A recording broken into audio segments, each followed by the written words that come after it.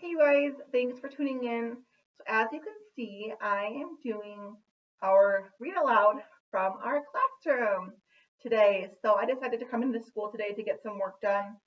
Um, and I decided to also record some read alouds for you so you guys can enjoy listening to me read from the comfort of, well, your home, but while I'm in our classroom. So enjoy. This chapter is called October 31st, and we're still in Vaya's perspective. So we heard about Halloween from August's perspective, right? And now we're going to hear about it from Vaya's perspective. So it'll be a little bit different. It'll be interesting to kind of compare the two different perspectives, right? October 31st. Grans had died the night before Halloween. Since then, even though it's been 4 years, this has always been a sad time of year for me. For Mom, too, though she doesn't always say it. Instead, she immerses herself in getting August's costume ready, since we all know Halloween is his favorite time of the year. This year was no different. August really wanted to be a Star Wars character called Boba Fett, so Mom looked for a Boba Fett costume in August's size, which, strangely enough, was out of stock everywhere. She went to every online store, found a few on eBay that were going for an outrageous amount, and finally ended up buying a Jango Fett costume that she then converted into a Boba Fett costume by painting it green. I would say, in all, she must have spent 2 weeks working on this stupid costume. And no, I won't mention the fact that Mom has never made any of my costumes, because it really has no bearing on anything at all.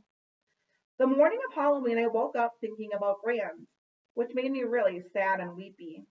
Dad kept telling me to hurry up and get dressed, which just stressed me out even more. And suddenly, I started crying. I just wanted to stay home. So Dad took August to school that morning, and Mom said I could stay home, and the two of us cried together for a while. One thing I knew for sure, however much I missed Grans, Mom must have missed her more. All of those times August was clinging to life after a surgery, all those rush trips to the ER, Grans had always been there for Mom. It felt good to cry with Mom, for both of us.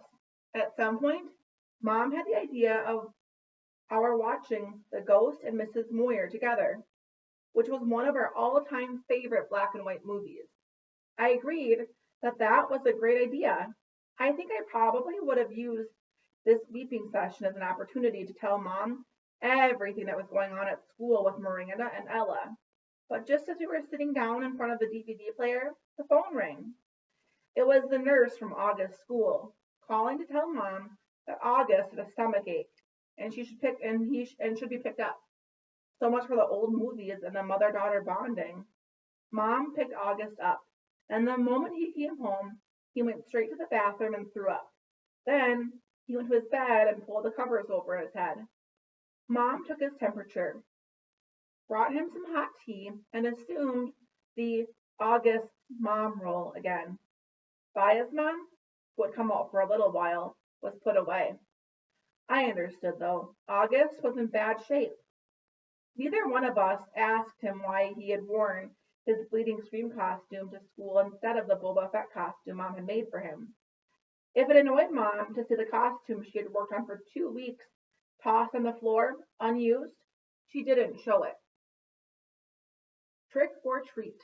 August said he wasn't feeling well enough to go trick or treating later in the afternoon, which was sad for him because I know how much he loved trick or treating, especially after it got dark outside.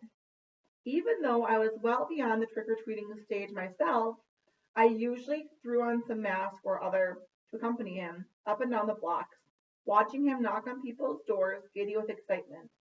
I knew it was the one night a year when he could truly be like every other kid. No one knew he was different under the mask. To August, that must have felt absolutely amazing. At 7 o'clock that night, I knocked on his door. Hey, I said. Hey, he said back. He wasn't using his PlayStation or reading a comic book. He was just lying in his bed looking at the ceiling. Daisy, as always, was next to him in the bed, her head draped over his legs. The bleeding stream costume was crumpled up on the floor next to the Boba Fett costume. How's your stomach? I said, sitting next to him on the bed. I'm still nauseous. You sure you're not up for the Halloween parade? Positive. This surprised me. Usually August was such a trooper about his medical issues. Whether it was skateboarding a few days after a surgery or sipping food through a straw when his mouth was practically bolted shut. This kid who's gotten more shots, taken more medicines, put up with more procedures by the age of 10 than most people would have put up with in 10 lifetimes. And he was sidelined from a little nausea. You want to tell me what's up? I said, sounding a bit like Mom. No. Is it school? Yes. Teachers, schoolwork, friends? He didn't answer. Did someone say something? I asked. People always say something. He answered bitterly. I could tell he was close to crying. Tell me what happened, I said. And he told me what happened. He had overheard some very mean things some boys were saying about him. He didn't care about what the other boys had said. He expected that. But he was hurt that one of the boys was his best friend, Jack Will. I remembered his mentioning Jack a couple times over the past few months. I remembered Mom and Dad saying he seemed like a really nice kid, saying they were glad August had already made a friend like that. Sometimes kids are stupid, I said softly, holding his hand. I'm sure he didn't mean it. Well, then why did he say it? He's been pretending to be my friend all along. Tushman probably bribed him with good grades or something. I bet you he was like, hey, Jack, if you make friends with a freak, you don't have to take any tests this year. You know that's not true. And don't call yourself a freak. Whatever. I wish I'd never gone to school in the first place.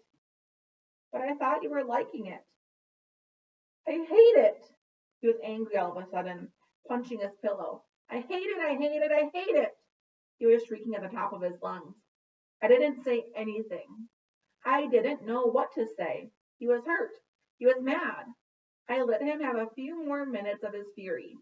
Daisy started licking the tears off of his face. Come on, Augie, I said, patting his back gently. Why don't you put on your Jango Fett costume? And it's a Boba Fett costume. Why does everyone mix that up? Boba Fett costume, I said, trying to stay calm. I put my arm around his shoulders. Let's just go to the parade, okay? If I go to the parade, Mom will think I'm feeling better and make me go to school tomorrow. Mom would never make you go to school, I answered. Come on, Augie. Let's just go. It'll be fun. I promise. And I'll let you have all my candy. He didn't argue.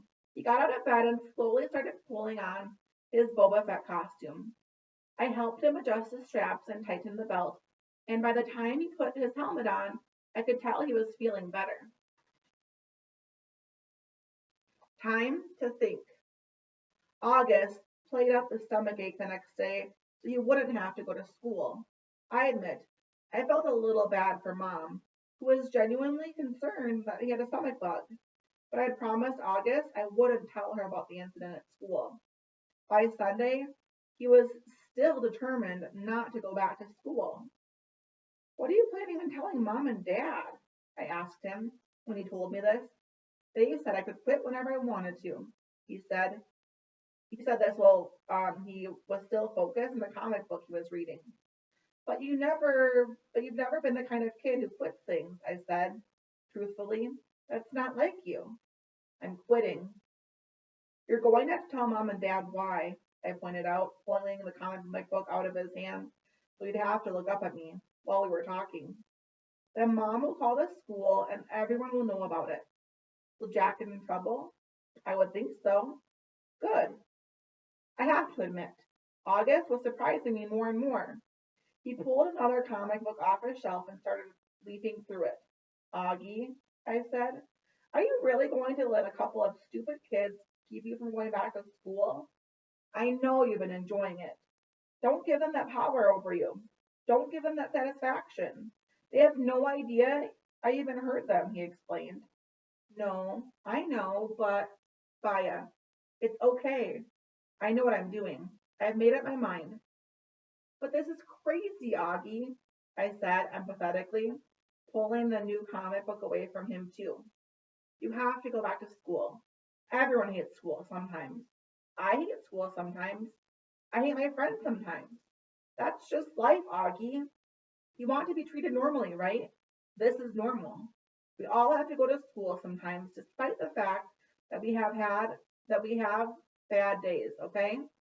Do people go out of their way to avoid touching you, Via? He answered, which left me momentarily without an answer. Yeah, right. That's what I thought. So don't compare your bad days at school to mine, okay? Okay, that's fair, I said.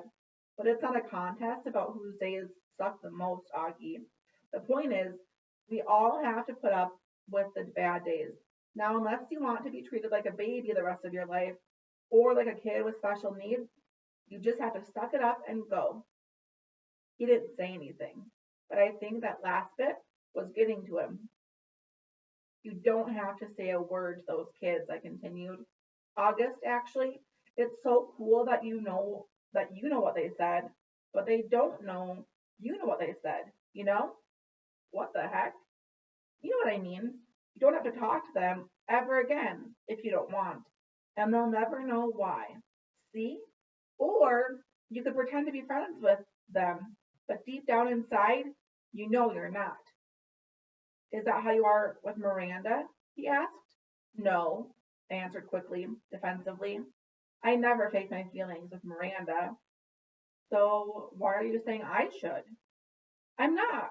I'm just saying you shouldn't let those little jerks get to you. That's all. Like Miranda got to you? Why do you keep bringing Miranda up? I yelled impatiently. I'm trying to talk to you about your friends. Please keep mine out of it. You're not even friends with her anymore. What does that have to do with what we're talking about? The way August was looking at me reminded me of a doll's face. He was just blankly staring at me with his half closed doll eyes. She called the other day, he said finally. What? I was stunned. And you didn't tell me? She wasn't calling you, he answered, pulling both comic books out of my hands. She was calling me, just to say hi, to see how I was doing. She didn't even know I was going to a real school now. I can't believe you hadn't told her. She said the two of you don't hang out as much anymore, but she wanted me to know she'd always loved me like a big sister. Double stunned, stung, flabbergasted. No words formed in my mouth. Why didn't you tell me? I said finally. I don't know. He shrugged, opening the first comic book again. Well, I'm telling mom and dad about Jack Will if you stop going to school, I answered. Tushman will probably call you into the school and make Jack and those other kids apologize to you in front of everyone. And everyone will treat you like a kid who should be going to school for kids with special needs. Is that what you want? Because that's what's going to happen. Otherwise, just go back to school and act like nothing happened. Or if you want to confront Jack about it, fine. But either way, if you fine, fine, fine, he interrupted. What? Fine. I'll go, he yelled, not loudly. Just stop talking about it already. Can I please read my book now? Fine, I answered, turning to leave his room. I thought of something. Did Miranda say anything else about me? He looked up from the comic book and looked right into my eyes. She said to tell you she misses you, quote unquote. I nodded. Thanks, I said casually, too embarrassed to let him see how happy that made me feel. All right. And we're going to stop there. Have a good day, you guys.